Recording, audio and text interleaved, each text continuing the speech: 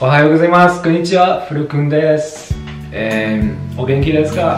J'espère que tu vas bien puisque nouvelle vidéo aujourd'hui.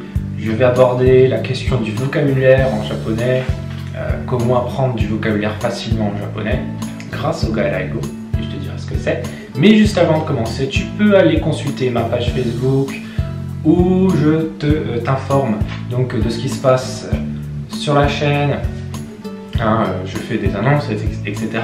Et je publie aussi des citations qui peuvent t'aider à apprendre le japonais, accessoirement. Et tu peux aussi aller consulter ma page Instagram où je publie chaque jour un nouveau kanji, ou parfois plusieurs. Et je te montre comment les tracer et quelles sont leurs lectures, leurs traductions. Donc revenons au sujet du jour, à savoir les Gairaigo, le vocabulaire japonais. Et là, tu dois te demander, qu'est-ce que c'est que les Gairaigo? Gairaigo wa nan desu ka? Eh bien, il s'agit tout simplement de mots étrangers qui donc ont été importés dans la langue japonaise. Ils se sont fait en quelque sorte katakaniser, c'est-à-dire que leur prononciation à l'écrit en japonais a été transcrite en katakana, le syllabaire japonais qui est donc utilisé pour transcrire les prononciations des mots étrangers en japonais. On peut dire en quelque sorte qu'ils ont passé le filtre culturel japonais, parce que ils ont subi une petite transformation rien qu'à l'écrit et à l'oral. Donc sans ça, ça aurait été impossible qu'ils rentrent au Japon, ils ne peuvent pas rentrer brut comme ça. Donc il y a beaucoup de mots anglais, normal, puisque l'anglais c'est quand même la langue prédominante dans le monde actuellement. Pour te donner quelques exemples, on a les mots pairoto, ice cream, etc.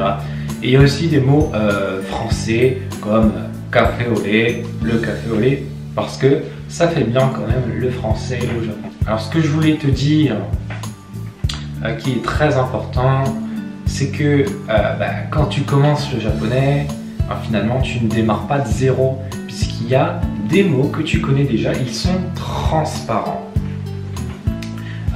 Tu peux facilement les reconnaître à l'oral, parce que ça ressemble aux mots anglais, et à l'écrit, parce qu'ils sont écrits en katakana. Alors il faut bien sûr les différencier des onomatopées, qui elles aussi sont écrits en katakana, et d'autres mots japonais qui aussi sont écrits en katakana pour des raisons particulières.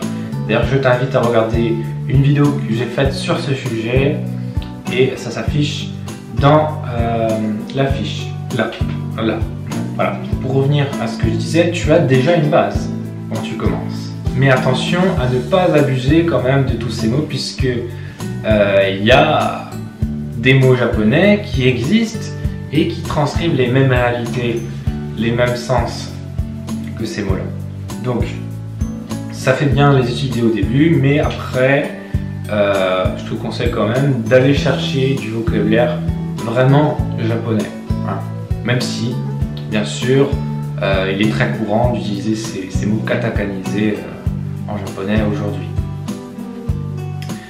Voilà, donc cette vidéo est maintenant terminée, j'espère que tu l'as appréciée. Juste avant de se quitter, tu peux lâcher un like, tu peux mettre un commentaire, et j'ai aussi quelque chose à te proposer, puisque tu es arrivé au bout de cette vidéo et tu es sûrement intéressé par l'apprentissage du japonais, et que peut-être que tu commences.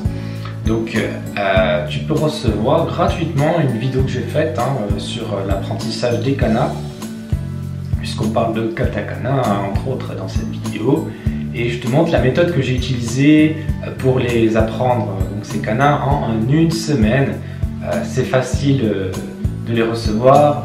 Juste tu as à cliquer là sur la fiche qui apparaît juste maintenant, ou dans le lien dans la description. Tu as juste à mettre ton adresse mail et tu recevras ça donc très rapidement. Je te dis bye bye, ganbarimashou.